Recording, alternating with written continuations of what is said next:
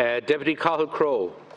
Thank you, Count Corda. I just want to take up from the point made by my colleague just a few moments ago about the 57% criteria come from the European Union. So it's very easy to be an independent in County Kerry and stand up here and say coulda, shoulda, sod a turf and mention 12 villages in your county and say where the money should have gone. But the reality is, if we hadn't followed these rules, we would have waved goodbye to 520 million of EU money because it was specific to certain measures, and that is what yesterday's plan have undertaken. I agree with Deputy O'Queen. We would love to have seen some more of that come to different regions.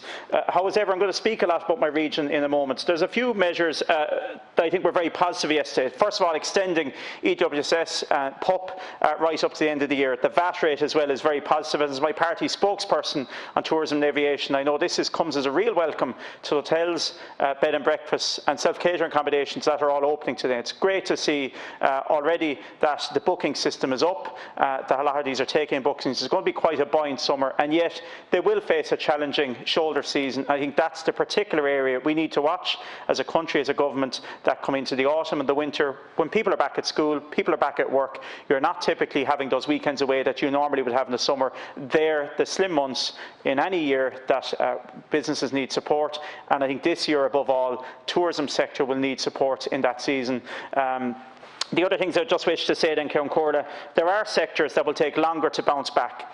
You know, we've seen the whole beauty sector, we've seen barbers, hairdressers, they're booked out, and they're going to be booked out for many, many weeks to come. And hair will grow again, and people need appointments again, and they're pretty much back to where they would have been at in 2019, and for many, they've already seen a really great bounce back. For other sectors, like tourism, for sectors like the live performance industry, for hospitality in some areas, and indeed for aviation, the recovery will take a while longer, and it's a long time yet, I would say, until we will see a local hotel with 300, 350 people on a Saturday night enjoying a local wedding. So there are going to be sectors requiring continued support.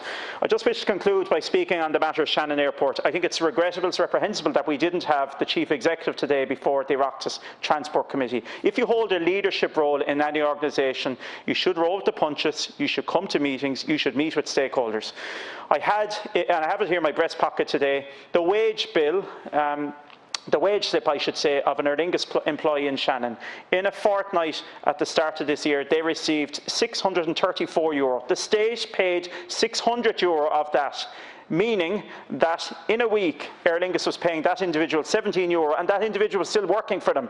The government have skin in the game. They have been largely paying the Aer Lingus wage bill for the past 15 months, and with that skin in the game, we need to be calling in some strings. There are some strings that need to be attached when Aer Lingus again come looking for funding. They received 150 million ISA funding from the government in February. The wage bill has largely been cut for 15 months. They're back again looking for money. They need to commit to Shannon. They need to commit to their workers. But government too needs to tie on some strings, some conditionality to ensure that there's a long-term future for Shannon that we all know is so viable, but so much depends on it. And I really hope Aer Lingus will take the opportunity next week to come in and meet with us, not to shy away from engagement. They've done that for too long with their workers. They've done that for too long with the House Oireachtas, with unions. I hope they'll take the opportunity next week. Thank you, Deputy Crowe.